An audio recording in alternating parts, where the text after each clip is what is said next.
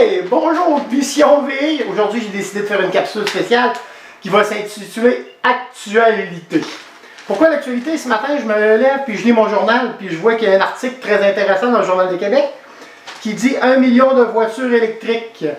Le journaliste, que je nommerai pas parce qu'il s'appelle, c'est Pierre Couture qui nous écrit qu'il va avoir 1 million de voitures électriques. C'est ce que le gouvernement libéral souhaite, avoir 1 million de véhicules électriques d'ici 2030. Est-ce qu'il va y avoir 1 million de véhicules électriques d'ici 2030? Seul l'avenir nous le dira. Mais dans l'article, ce qu'il faut que vous remarquiez, puis que je vous invite à lire, c'est que j'ai vu quelques aberrations que je me dois de clarifier rapidement. Puis je pense que tout le monde qui suit le monde de l'électrique va être en mesure de comprendre qu'il y a eu des erreurs volontaires ou involontaires. Je ne sais pas, M. Couture, vous nous répondrez. Premièrement, ici on dit que il faut dire que le nombre de véhicules électriques en circulation présentement représente moins de 0,2% du parc automobile québécois qui est de 3 500 000 véhicules. Regardez, on va faire une petite pause ici. 0,2% du parc automobile. Excusez-moi, là, mais c'est parce que les véhicules électriques, ça existe au Québec, somme toute, depuis 2011 avec l'arrivée de la Leaf. Oui, il y a eu quelques balbutiements avec la Honda Insight quelques années auparavant, mais c'est pas grave, on va dire depuis 2011. 2011 à 2016, ça fait à peine 5 ou 6 ans que les véhicules électriques arrivent. 0,2% du parc automobile, est-ce que c'est beaucoup? Moi, je suis porté à dire que c'est quand même relativement important puisque les véhicules à essence, ça existe depuis 1900. Ça existe. Les véhicules à essence ont plus de 100 ans d'avance sur les véhicules électriques, puis le véhicule électrique représente 0,2%. Est-ce que c'est sur le 0,2% qu'il faut qu'on s'enfarge les pieds? Non. Ou est-ce qu'il faut qu'on s'enfarge les pieds et qu'on se mette à se dire, hey, est-ce que le véhicule électrique prend de l'ampleur? Je pense que c'est oui, parce que le journaliste nous dit lui-même que l'année dernière, le 1er janvier 2016, il y avait 8188 véhicules électriques immatriculés au Québec, ce qui est une augmentation de plus de 3100 véhicules en moins d'un an. Excusez-moi, M. Couture, mais c'est ici qu'il faut remarquer, qu'il faut dire, hey, 3100 véhicules électriques en moins d'un an, c'est une augmentation de plus de 35%. Est-ce que c'est beaucoup? Aïe aïe, oui, c'est beaucoup pour un véhicule qui existe depuis à peine 5-6 ans. Ensuite de ça, est-ce qu'il va y avoir 100 000 véhicules en 2020? Je ne sais pas s'il va y avoir 100 000 véhicules en 2020, mais il faut considérer une chose aussi, c'est que pour avoir 100 000 véhicules au Québec, il faut que le véhicule soit disponible. Si on recule, il y a à peine 6 mois, je vais dire, regardez, je vais reculer d'1 an. Essayez d'acheter une Kia Soul il y a 1 an. Il fallait que vous soyez courageux, puis il fallait que vous soyez décidé.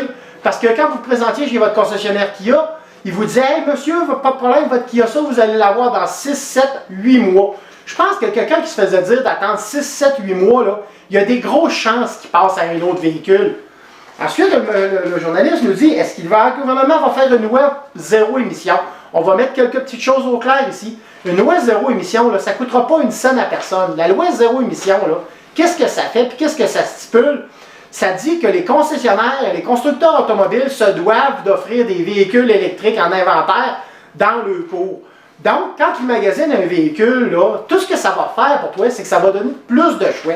Tu vas être intéressé dans un véhicule électrique? Parfait, tu en as à disponibilité, tu vas pouvoir les essayer, tu vas pouvoir les acheter, puis tu vas pouvoir avoir des promotions au même titre que ce que tu retrouves présentement sur des Hyundai Accent, des Honda Civic ou n'importe quoi, qu'on se fait envahir de promotions. Pourquoi on se fait envahir de promotions? Parce que les concessionnaires en ont plein le cours, puis ils veulent les écouler. Présentement, est-ce qu'il y a beaucoup de promotions sur les véhicules électriques? Non, il n'y a pas beaucoup de promotions sur les véhicules électriques. Pourquoi? Parce qu'ils n'en ont pas en inventaire. Donc, la loi zéro émission, tout ce que ça fait, c'est que ça profite aux consommateurs parce que ça va lui donner un choix de plus. Puis c'est quoi qu'on veut aujourd'hui? Est-ce qu'on veut nécessairement sauver la planète en tant que propriétaire de véhicules électriques?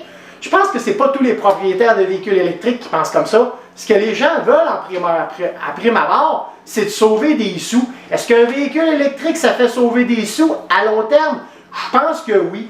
Pourquoi ça fait sauver des sous? Parce que quelqu'un qui planifie un budget, puis Dieu seul sait qu'aujourd'hui, en 2016, planifier un budget, c'est important.